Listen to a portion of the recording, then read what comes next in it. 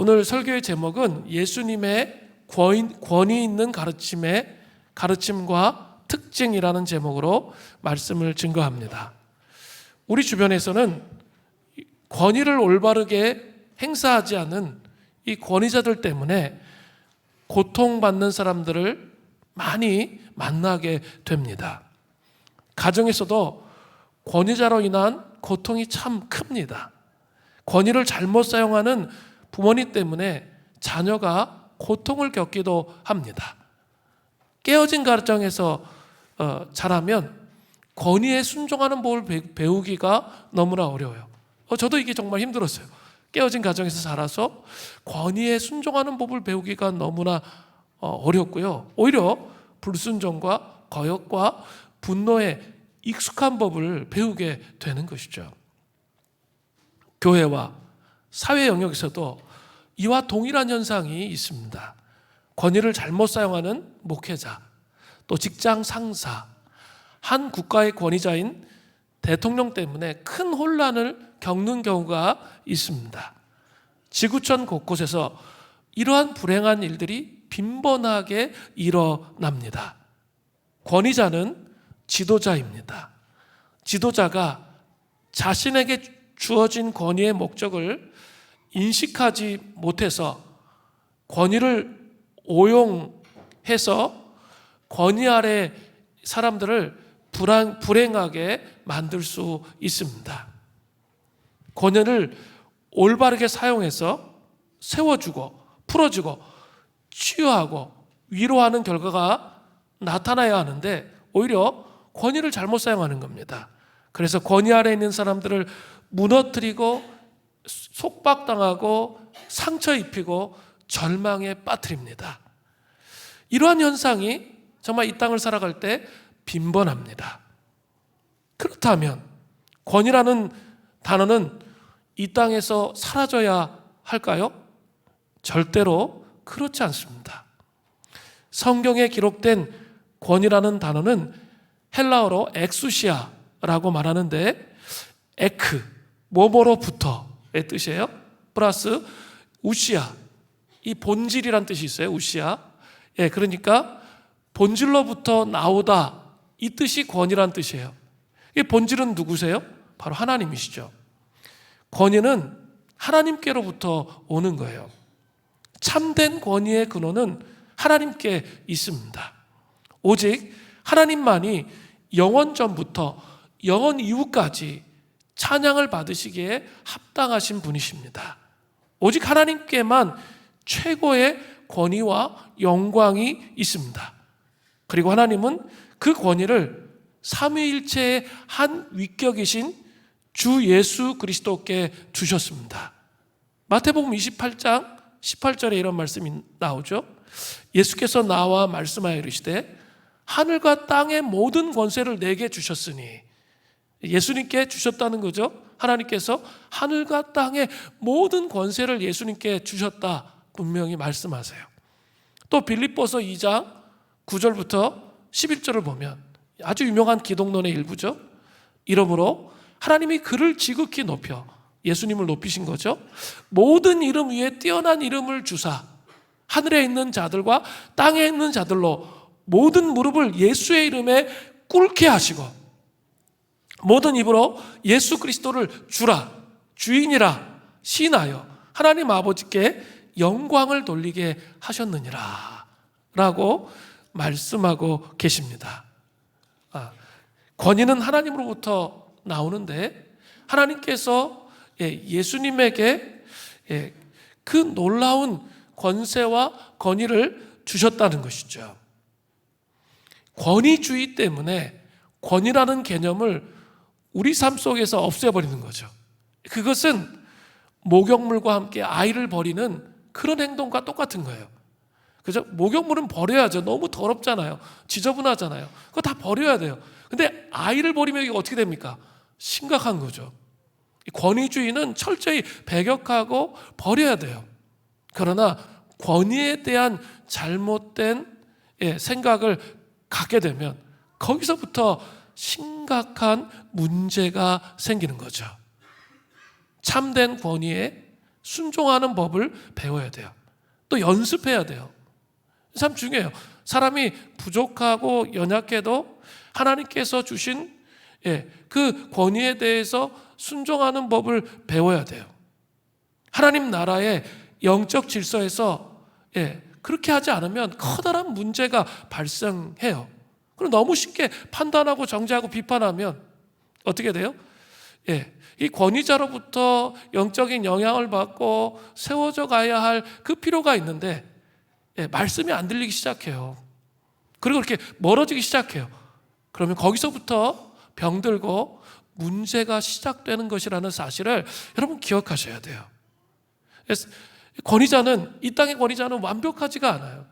그러나 이렇게 잘 그 영적 질서 안에 순복하면서 순종하면서 잘못된 것을 지혜롭게 소통하면서 나아가는 건강한 모습이 우리에게 필요하다는 것입니다.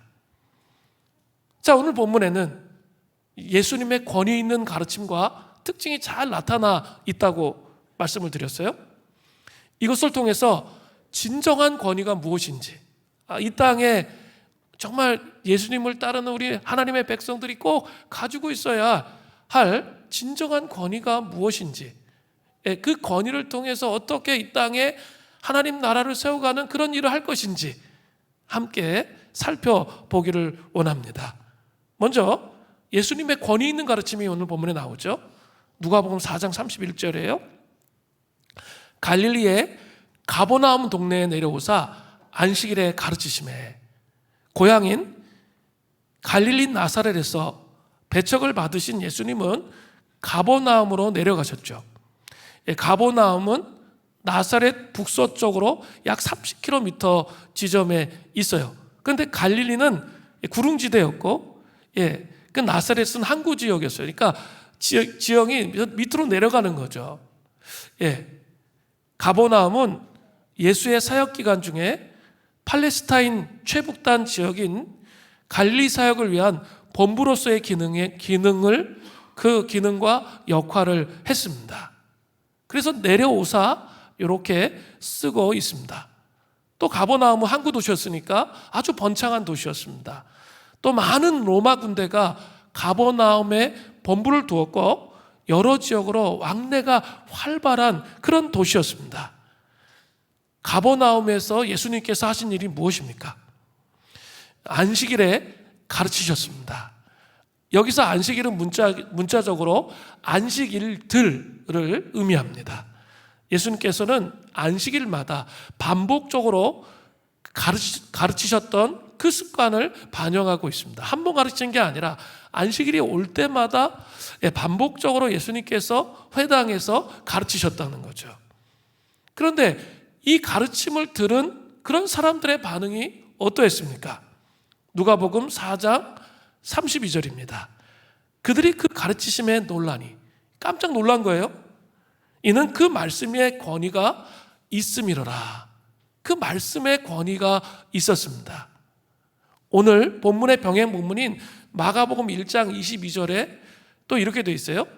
무사람이 그의 교훈에 놀라니 이는 그가 가르치는 것이 권위 있는 자와 같고 서기관들과 같지 아니함이로라. 서기관들은 그 당시 사람들에게 있어서는 권위 있는 사람들이었습니다. 모세의 율법에 능통했기 때문이죠. 그리고 그들은 자기 얘기를 하는 게 아니라 이 선임자들의 견해들을 쫙 나열하고 이 사람은 이렇게 얘기했고 저 사람은 저렇게 얘기했고 저렇게 얘기했고 뭐 이렇게 하면서 그 모세오경을 풀었던 거예요. 그러니까 너무 재미가 없는 거죠. 지루한 거죠. 그리고 막 종교적인 형식으로 가득 차 있었던 것이죠. 그러나 예수님은 랍비도 아니에요. 그런데 가르치시는데 말씀에 엄청난 권위가 있으셨던 거죠. 생명의 능력이 예수님으로부터 흘러나오는 거예요. 말씀을 선포하시는데 생명의 능력이 예수님으로부터 흘러나와요. 또 은혜의 담비가 쏟아져 내려왔습니다. 영혼의 진정한 만족이 넘쳐났어요. 그것도 안식일마다 그랬어요.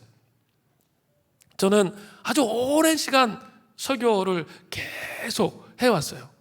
근데 매 주일마다 그런가 생각해 볼 때 그렇지 않더라고요. 그죠? 제 인생에서 설교에서 최고의 영광을 경험했던 적이 있었는데, 그런 제가 선교단체 할 때, 또 거룩한 빛 광성교회 할 때 수련회 가서 시편 73편에 기억하시는 분들이 있을 거예요. 시편 73편의 말씀을 나눌 때였어요.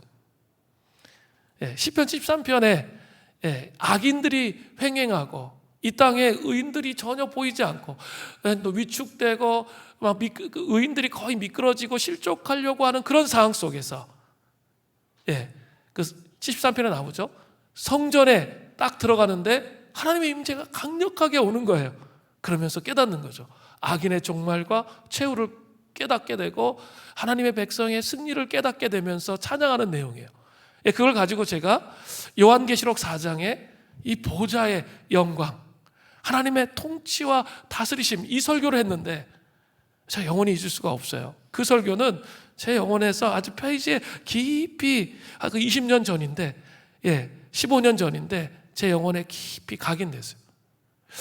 그렇게 설교를 해도 말을 안 듣고 자기 마음대로 자기 생각대로 하면서 계속 끝까지 고집부리니까 리더들이 막 너무 힘들어하고 막 말을 안 들으니까 막 그랬는데 그 설교를 딱 듣고 얘기하기 시작하는 한 사람 한 사람이 하나님이 이렇게 위대하시고 크시고 놀라우신 분이시고 자기는 정말 아무것도 아닌지를 이제 알았어요.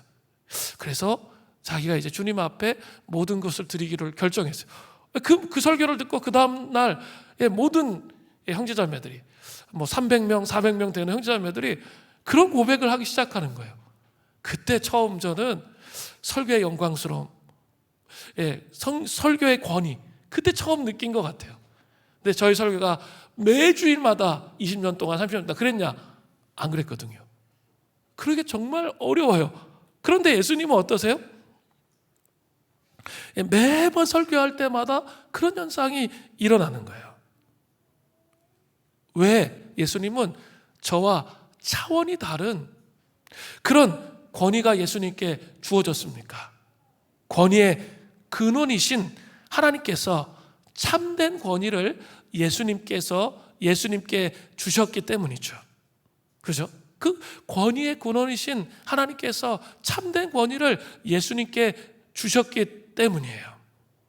자, 그러면 안식일 날 예수님의 가르치심과 하루 종일 일어난 사건을 통해서 그 안식일 날 예수님의 권위의 특징이 무엇인지 오늘 본문에 잘 나타나요.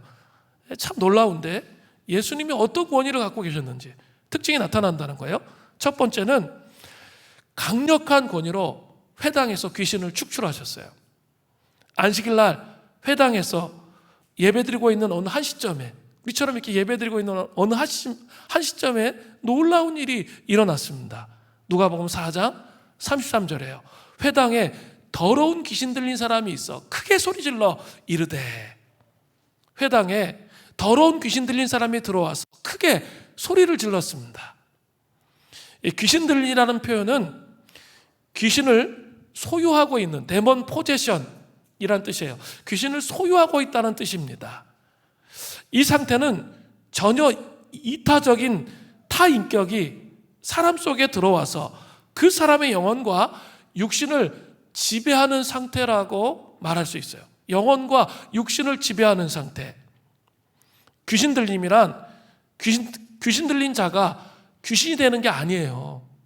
착각하는 경우가 있어요. 귀신 들린 자가 귀신이 되는 게 아니라 다만 그 귀신에 의해 우리의 인격이 지배당하는 것을 말하는 거예요.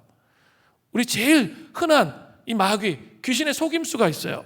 뭐냐면 저도 우리 집이 막 샤머니즘 막 믿고 막 이래가지고 이런 얘기 막 많이 들었어요. 자신이 죽은 사람 누구인데 여기에 왔다. 무당들이 막 그렇게 얘기하잖아요. 그 말은 성경적이지 않은 말이에요. 틀린 말이에요. 그 사람 안에서 활동했던 귀신의 영일 수는 있어도 그 사람의 영혼은 아닌 거죠. 속으면 안 돼요. 그렇게 귀신이 그렇게 얘기한다고요.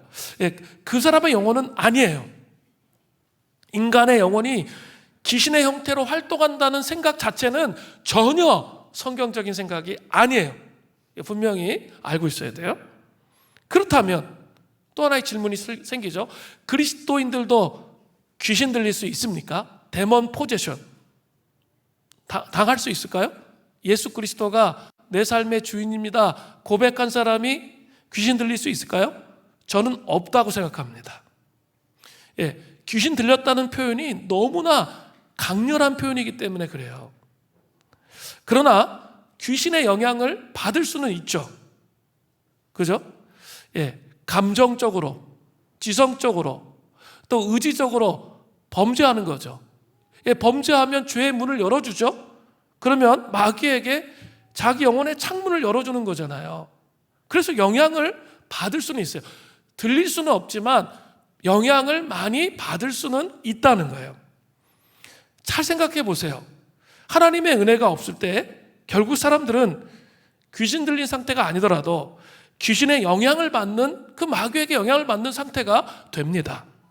하나님의 은혜가 없기에 다른 사람을 미워하는데 막 극단적으로 미워하는 거예요.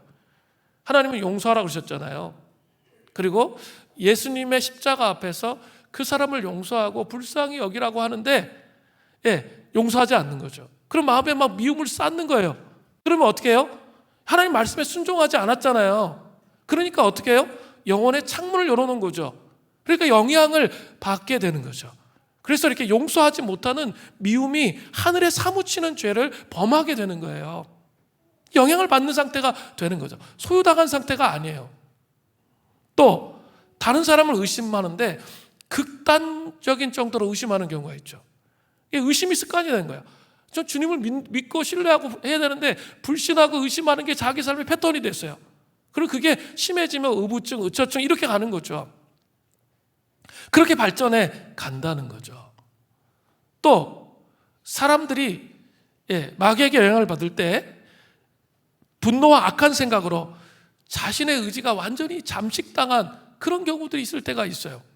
그죠? 제가 어떤 청년 얘기를 들었는데 부모님 막 야단치니까 진짜 이렇게 막 분노가 하늘에 닿아가지고 골프채가 자기 손 안에 딱 들려 있는데 이렇게 정신 차리고 보니까 주위에 다 깨져 있더라고. 그런 거죠. 그게 뭐예요? 분노를 컨트롤할 수가 없는 상태인 거죠. 그럴 수가 있어요. 근데 성경에 뭐라고 말하고 있어요? 이 에베소서를 보세요. 해가 지도록 분을 품지 말라고 돼 있어요. 그죠? 우리가 분을 품을 수 있죠. 의분도 있잖아요. 의로운 분노.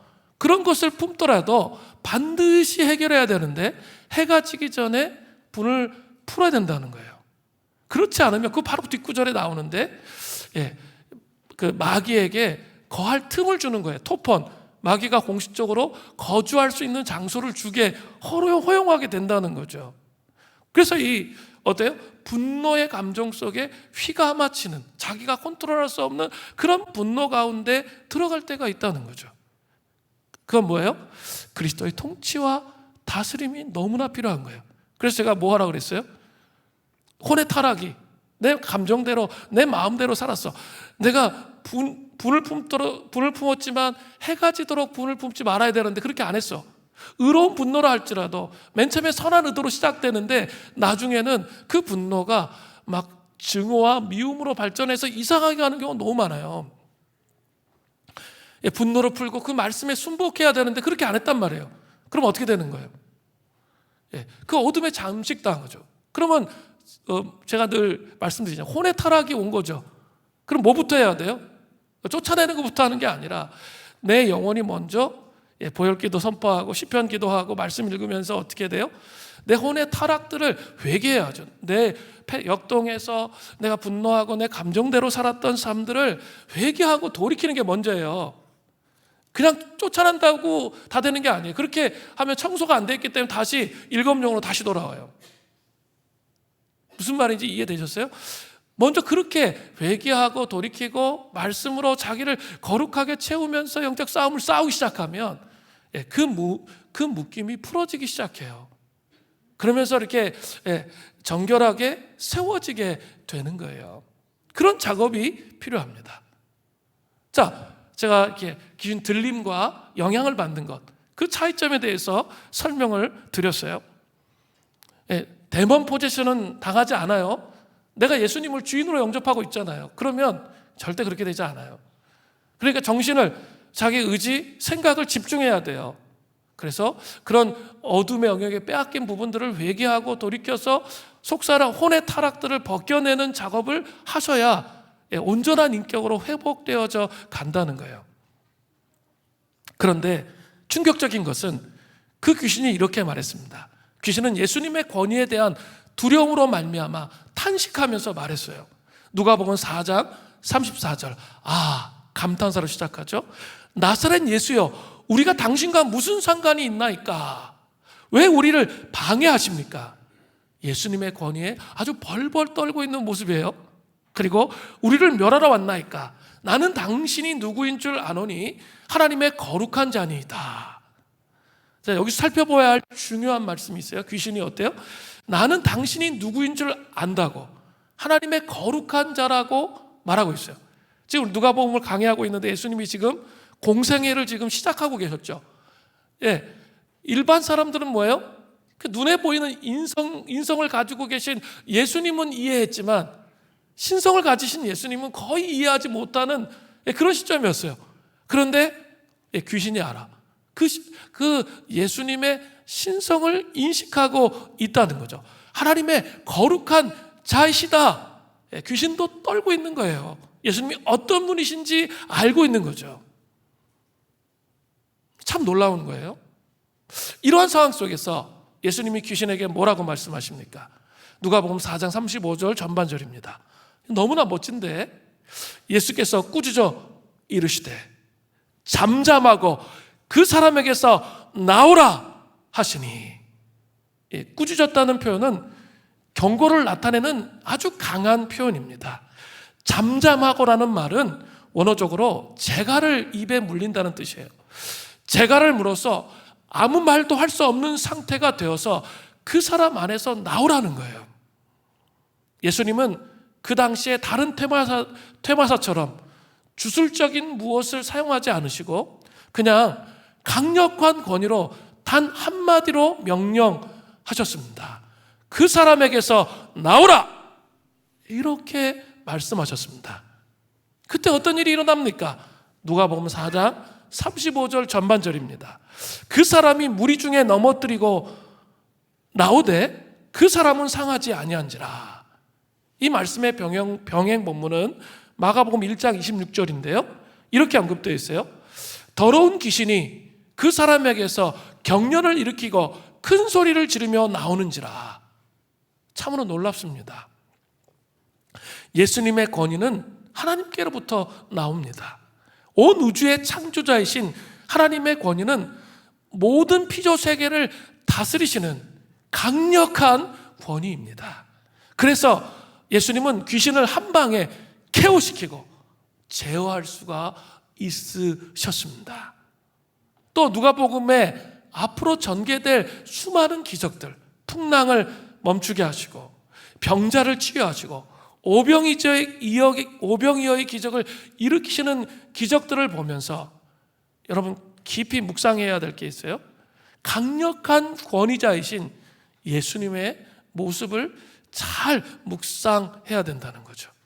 그냥 내 마음대로 예수님 생각하고 내가 생각하고 내 고집대로 살아가는 그런 삶이 아니라 온 우주를 다스리는 통치자이신 예수님의 권위, 이걸 생각하면 함부로 이렇게 자기 마음대로 그렇게 살아가지 않을 수 있게 되는 겁니다. 또 본문에 이러한 놀라운 일을 목격한 사람들의 반응이 무엇입니까?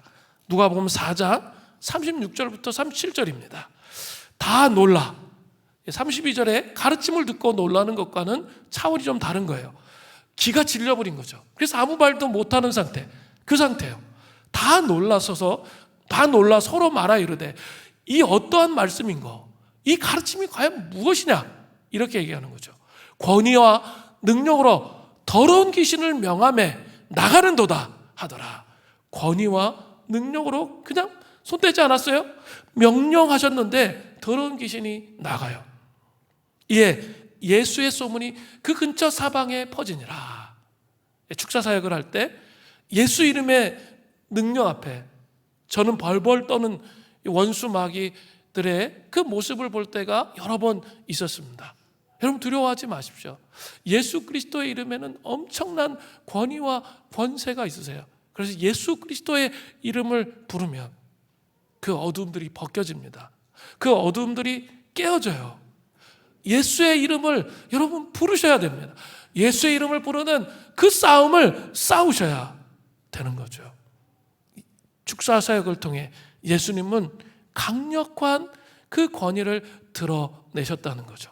정말 하늘의 권세를 드러내시는 그 장면이 오늘 본문에 나타납니다. 그런데 이제 두 번째, 세 번째는 반대의 또 예수님 모습이 나와요. 두 번째는 사람의 간구에 귀를 기울이시는 권위로 시몬의 장모를 치유하시는 그 예수님의 모습이 나와요. 예수님의 권위의 특징 두 번째입니다. 그죠? 근데 이것은 첫 번째로 귀신을 축출할 때는 어때요? 손을 안 대셨어요. 그냥 명령하셨어요. 그런 모습이었다면 두 번째 모습을 좀 살펴보세요. 좀 보겠습니다.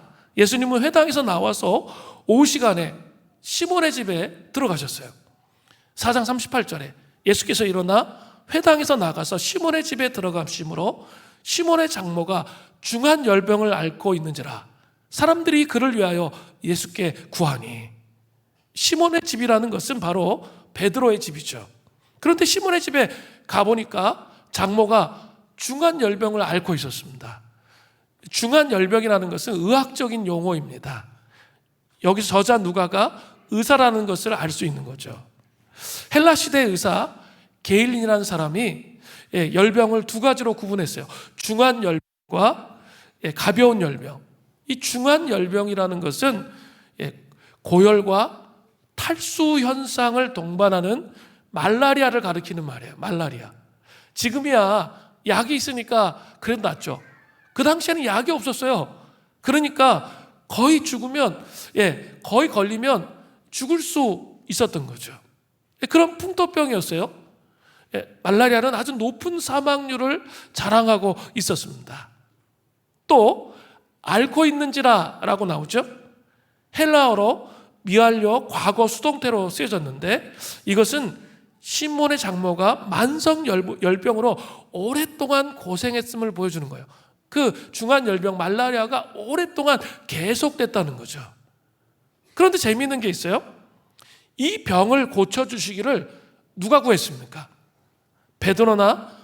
베드로의 부인이 구한 게 아니에요. 심지어 장모가 직접 구한 것도 아니었어요. 그럼 본문을 잘 보세요. 아마도 그들은 그 병이 낫는 것을 포기했는지도 모르겠어요. 돌아가실 날만 기다리는 거죠. 이게 너무 심각하기 때문에 이것은 나을 수 없다고 그렇게 생각했는지 모르겠습니다. 그런데 바로 무명의 사람들이 예수님께 구했습니다. 무명의 사람들이. 강력한 권위자이신 예수님께서 사람들의 세밀한 간구에 친히 귀를 기울이셨다는 거죠. 이게 놀라워요. 아주 세밀한 간구에 귀를 기울이셨어요. 물론 예수님은 기울이시지 않아도 돼요. 그러나 인간들을 사랑하시는 예수님은 사람들의 세밀한 간구를 멸시하지 않으셨고 그들에게 귀를 기울이셔서 권위를 행세하시는 그런 내용이 나타나는 거예요.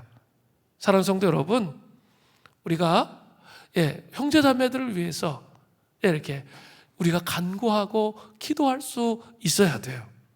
특별히 자기도 자기 삶에 대해서 너무 힘드니까 그냥 포기하고 자포자기하고 넘어져 있는 형제자매들이 있죠. 우리 주변에 보면 우리 같이 신앙생활하면서 물질적으로 어려움을 겪고 육체의 질병으로 인해서 어려움을 겪고 정신적으로 어려움을 겪고 관계적으로 어려움을 겪는 형제자매들을 보시면서 어떻게 해야 돼요? 그 사람이 그것을 헤어나오지 못하고 있어요. 그럼 여러분 어떻게 하셔야 됩니까? 우리가 그 무명의 사람들이 돼야 돼요. 그래서 함께 간구하는 거죠. 하나님 아버지, 정말 불쌍히 여겨주셔서 이 형제를, 이 자매를 이 고통에서부터 건져 주시옵소서. 그게 공동체의 힘이에요. 신앙생활 혼자 하면 안 돼요. 혼자 하면 이상해질 수 있어요. 그래서 왜곡될 수 있어요. 미혹당할 수 있습니다. 함께 내가 넘어져 있을 때 누군가가 일으켜줘야 할 형제 자매들이 있어야 돼요. 그래서 그 무명의 기도를 통해 예수님께서 세밀하게 귀를 기울이시는 것, 그것을 그 모습이 우리 공동체 안에 있기를 바랍니다. 남편을 위해서, 아내를 위해서, 눈물로 자녀를 위해서 기도하시는 분들, 구원을 위해서 기도하시는 분들이 많아요.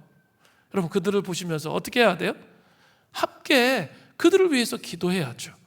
하나님, 이 고통에서부터 건져주시고 예수 그리스도를 알게 하여 주시옵소서. 우리 안에 그 고백이 있기를 간절히 바랍니다. 무명의 사람들의 간구에 귀를 기울이신 예수님께서 취하신 행동은 무엇입니까? 누가복음 4장 39절 전반절입니다. 예수께서 가까이 서서 열병을 꾸짖으신데 병이 떠나고, 예수님은 무명의 사람들의 간청에 따라 시몬의 장모 머리 곁으로 가까이 다가가셨습니다. 그리고 이 장면을 한번 상상해 보십시오. 가까이 다가가셔서 열병을 꾸짖으시는 그 장면을 한번 생각해 보세요. 그리고 그 병이 떠나가는 장면을 생각해 보십시오. 이것은 하늘의 영광이 땅에 가까이 온 것을 의미하는 거예요. 그리고 하나님의 사람들에게 가까이 온 것을 의미하는 거예요.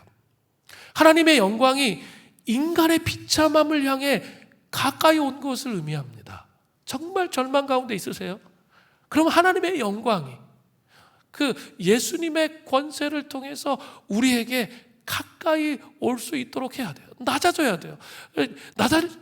그 비참할 정도로 더 낮아져서 하나님 앞에 낮추어서 그 하늘의 영광이 임하도록 기도하셔야 되는 것이죠. 강하신 주님께서 연약한 여인에게 친히 가까이 다가가셨습니다. 능력의 주님께서 질병의 여인에게 다가가셨습니다. 이제 놀라운 일들이 일어나지 않을 수 없는 거죠. 주님께서는 말 한마디로 병을 낫게 하셨습니다. 우리 주님은 이렇게 절망 가운데 있는 하나님의 백성들에게, 무명의 사람들의 중보기도를 들으시고 그들에게 가까이 다가가신다는 거예요. 여러분, 이것들을 포기하지 마시고 사랑하는 형제자매들을 위해서 함께 씨름하며 기도하며 그렇게 나아가야 되는 것입니다. 자, 무명의 사람들에게 귀를 기울이시는 섬세한 권위로 결국 시몬의 장모는 치유를 받았습니다. 치유받은 시몬의 장모는 어떤 행동을 취했습니까? 누가복음 4장 39절 후반절이에요. 여자가 곧 일어나 그들에게, 예수님의 일행이죠, 수종드니라, 표준세번역을 보니까 시중이란 뜻이에요. 시중을 들었다는 거죠. 열병을 걸려보신 분은 알아요. 말라리아 이런 걸려보신 분들은. 열병이라는 것은 하루아침에 갑자기 일어나서 다른 사람을 시중들 수 있는 병이 아니에요. 그죠? 일단 탈진되었기 때문에 기력을 보충해야 돼요. 서서히 회복되는 거예요. 그런데 놀라운 것은 온전한 치유와 회복을 경험한 시몬의 장모는 곧바로 일어나서 수종을 들었다는 사실입니다. 즉시로 예수님을 섬기는 자리에 섰습니다. 그렇습니다. 우리도 하나님의 치유와 회복을 경험하는 그런 삶을 살고 있다면 반드시 어디에 있어야 돼요? 회복되었으면 끝이에요. 그냥 이렇게 예수님이 나 치유해 주셨으면 이제 내 마음대로 내 뜻대로 살면 돼요. 그런 태도를 취하면 정말 잘못된 거예요. 우리의 목표는 그 치유가 아니에요. 우리의 목표는 뭐예요? 예수님을 더 사랑하고 그 예수님과 연합하고 예수님을 섬기는 거예요. 그러니까 어떻게 해야 돼요? 치유를 받자마자 어디에 있었어요? 수종을 드는 자리, 예수님을 수종을 드는 자리에 있었다는 것이죠. 그런 것과 마찬가지로 우리도 어떻게 해야 돼요? 치유를 계속적으로 경험하고 있다면 지속적으로 수정을 드는 그런 자리로 계속적으로 나아가야 된다는 거죠. 치유가 우리의 목표는 아니에요. 예수 그리스도를 온전히 깊이 아는 것, 예수 그리스도가 어떤 분이신지, 삼위일체 하나님이 어떤 분이신지, 나의 인생을 향한 하나님의 부르심이 무엇인지 그것을 이해하고 그분과 동행하는 삶을 사는 게 목표이기 때문에 그런 거예요. 사람들의 간구에 귀를 기울이시는 예수님의 아름다운 권위의 특징을 깊이 마음속에 새기세요. 아, 예수님은 사람들의 간구에 귀를 기울이시는구나. 정말 앞부분에 정말 권세가 있었죠. 근데 지금은 어때요? 아주 섬세하세요. 더 놀라운 게 더 나와요. 세 번째예요. 사랑스러운 섬김의 권위로 온갖 병자를 치유하신다는 거죠. 이제 시간이 흘러서 안식일의 저녁에 해질 무렵이 되었습니다. 그때 무슨 일이 일어납니까? 누가복음 4장 40절 41절을 보세요. 해질 무렵에 사람들이 온갖 병자들을 데리고 나오매 예수께서 일일이 그 위에 손을 얹으사 고치시니 여러 사람에게서 귀신들이 나가며 소리질러 이르되 당신은 하나님의 아들이니이다. 예수께서 꾸짖으사 그들의 말함을 허락하지 아니하시니 이는 자기를 그리스도인 줄 알미러라. 자, 해가 지기를 기다려 온갖 병자들이 예수님께 몰려든 이유가 무엇입니까? 그날은 안식일이었기 때문이에요. 안식일에는 어떤 노동행위도 용납되지 않았기 때문에 환자를 운반하는 일이나 치료하는 행위를 하는 것도 금지되어 있었습니다. 때문에 환자들은 안식일에 발이 묶여서 예수님께 올 수가 없었습니다. 안식일은 언제죠? 금요일 해질 때부터 토요일 해질 때까지예요.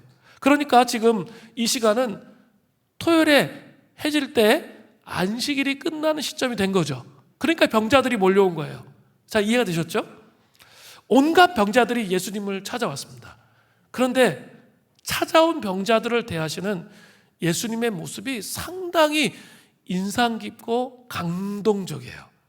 이게 이 본문의 하이라이트라고 할 수 있는데, 40절 후반절에 예수께서 일일이 그 위에 손을 얹으사 고치시니, 앞에는 꾸짖었고 그냥 명령하셨어요. 예수님의 권위로 그냥 치유되고 나갔어요. 그런데 이제 사람들이 몰려오기 시작하는데 예수님 어떻게 하세요? 다른 스탠스를 취하시잖아요. 일일이 그 위에 손을 얹으시고 고치셨다는 거예요. 여러분의 인생 가운데 가장 외롭고 암울할 때를 한번 생각해 보십시오.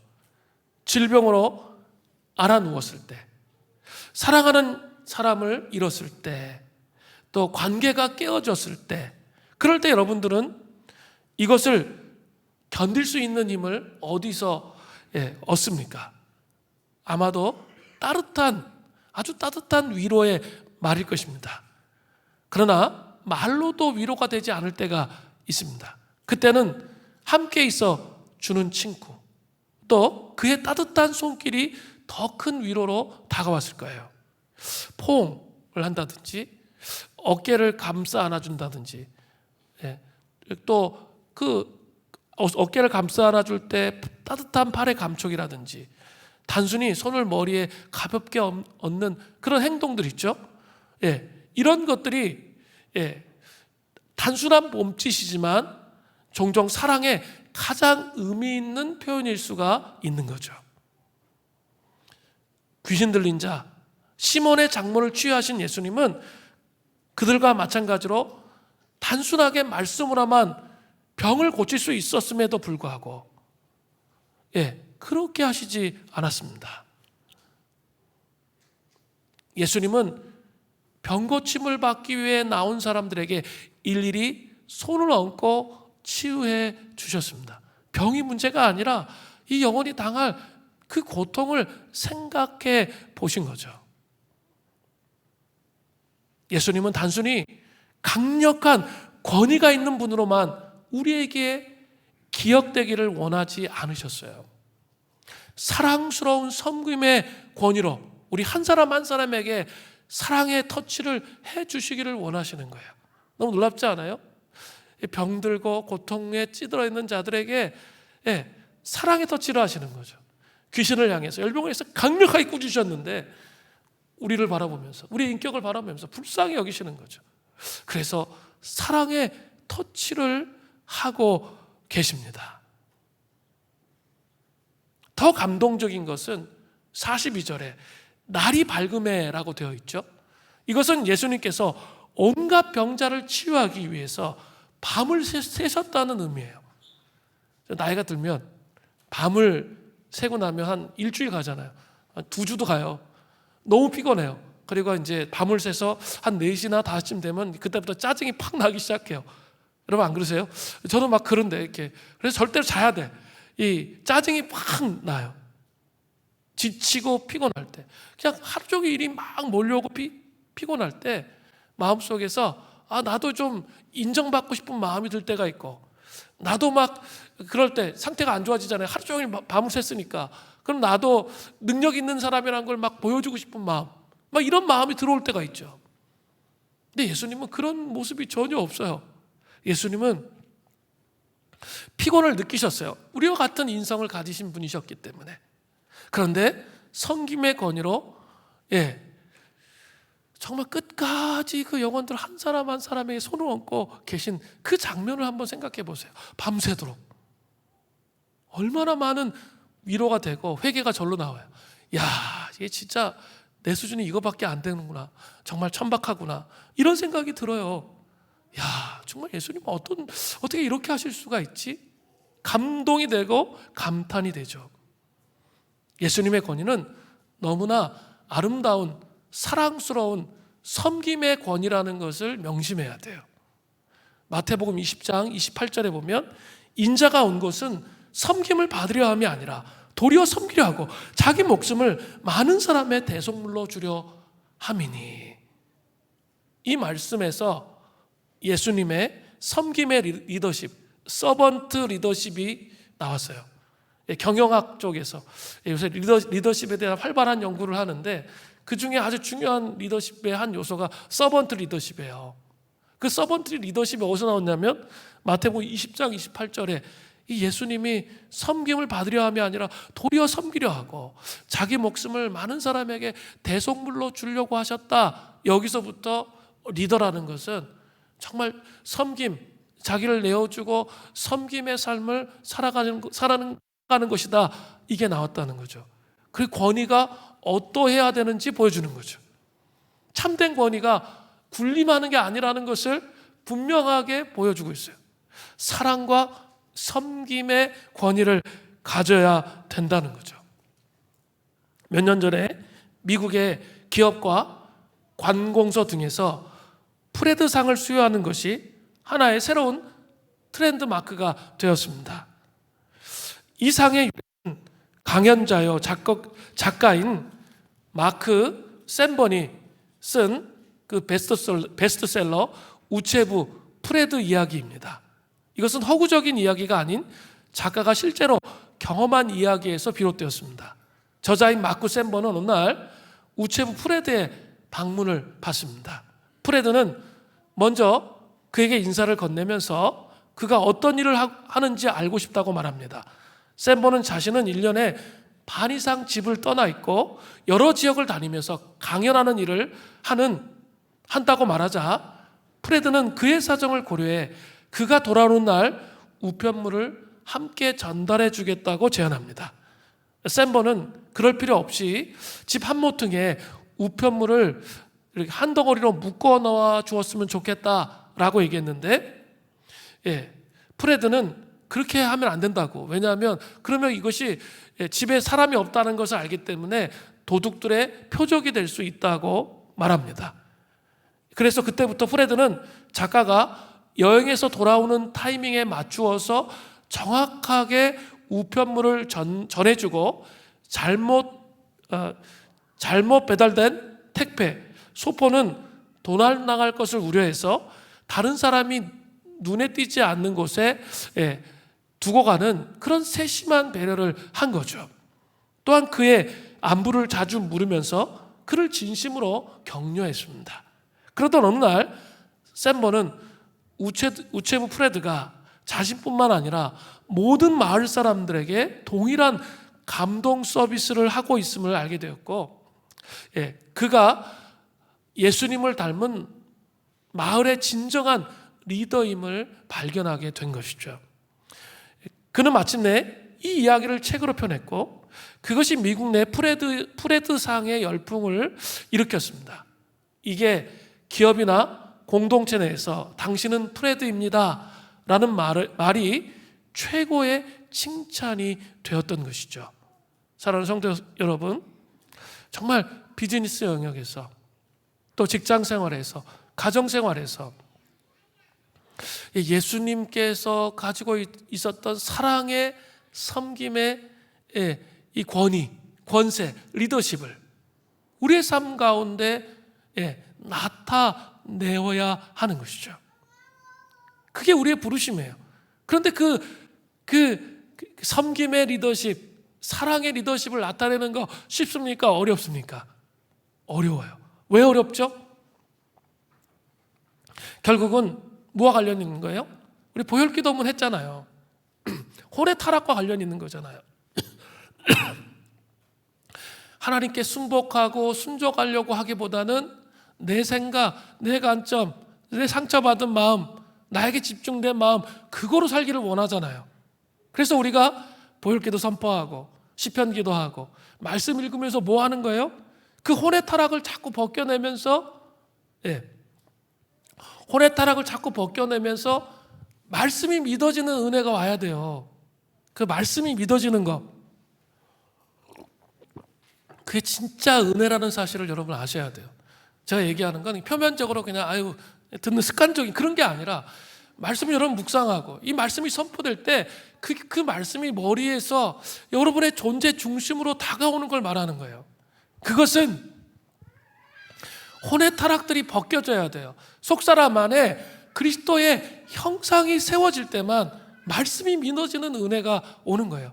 말씀이 믿어져야 내 안에 하나님의 역사가 일어나는 거예요. 생명의 능력이 거기서부터 흘러 넘치게 된다는 거예요. 말씀이 믿어지는 은혜가 있으시기를 바라요. 정말 이 불신과 불순종을 벗겨내야 돼요. 그리고 그 말씀이 믿어지는 그런 은혜가 있기를 바라요. 제가 이제 초대교회 영성 하는, 지금 초대교회 영성에 대해서 가르치는 그 아테프 박사님의 이렇게 수련에 참여하고 있는데, 그분은 정말 재미가 없어요. 말씀을 들으면 정말 맨 처음에는 해골이 복잡해. 너무 방대한 양의 내용을 이야기하기 때문에. 그리고 이렇게 또 재미도 없는 또 다른 이유는 책을 읽으세요. 그래가지고 읽어. 그래가지고 안 적으면 자. 그래서 적는 거예요. 그런데 그 말씀을 계속 일주일 내내 하루 종일이니까 앉아가지고 뭐 하냐면 책 적는 거예요. 근데 그러다 보면은 그 말씀이 제 영혼 안에 깊이 스며 들어와 있어요. 그리고 그 말씀이 믿어져. 여러분, 하나님의 약속이 믿어져. 정말 신기해요. 그냥 하나님의 약속이 믿어져. 하나님 말씀이 말씀이구나, 이거죠. 그리고 특별히 이제 목회자들만 특별하게 또 상담하는 시간을 가졌는데 딱 20분이에요. 통역하면 딱 10분. 그래가지고 다 적어서 가야 되고 했는데 전 너무 감동이 됐어요. 왜 감동이 됐냐면 뭐 이렇게 영적 레벨이 높고 막 이러면 은사적으로 막 얘기하고 너 안에 뭐가 보이고 뭐가 있고 막 그럼 무섭잖아요. 그죠? 뭐 별로 그래서 가고 싶지가 않은 거야. 또 뭐 그렇게 하는 거 아니야. 막 그렇게 했는데 그렇게 하는 게 아니에요.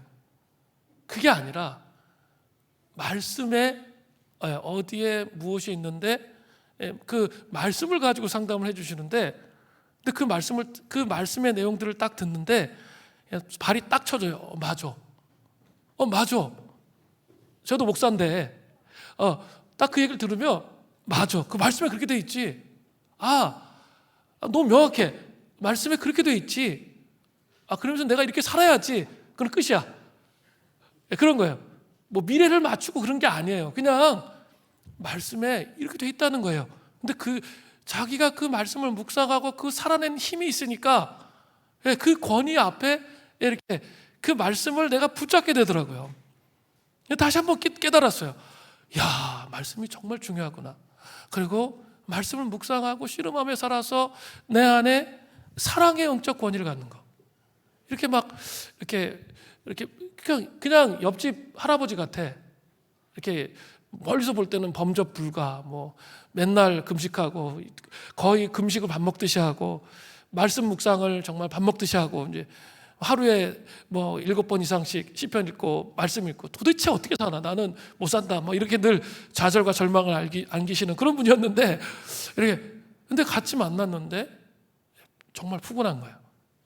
사랑이 있는 거예요. 그러면서 그런 내용들을 쭉 이야기하시는데 제 마음속에 그냥 말씀이 믿어지는 은혜가 오는 거예요. 여러분 이게 있어야 돼요. 예? 정말 하나님의 말씀이 약속의 말씀이 그냥 믿어지는 거예요. 그냥 나의 삶에 이루어질 것을 믿는 거죠. 그 은혜가 있어야 우리의 인격과 우리의 삶이 변화돼요.